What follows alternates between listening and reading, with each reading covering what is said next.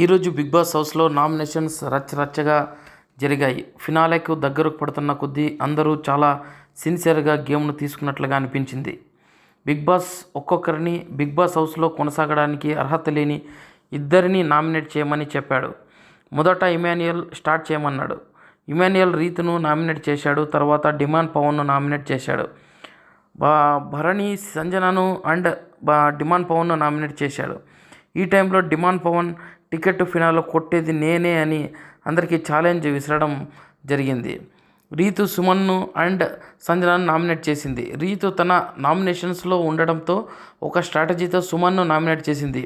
ఇది నిజంగా మంచి గేమర్ స్ట్రాటజీ అని చెప్పవచ్చు. ఎందుకంటే తను నామినేషన్స్లో ఉండడం వల్ల తనకంటే వీక్ కంటెస్టెంట్ నామినేషన్ చేస్తే తాను సేఫ్ అవ్వచ్చనే ఒక స్ట్రాటజీతో గేమ్ ఆడింది. రియల్లీ రీతుకి హ్యాట్సాప్ చెప్పవచ్చు.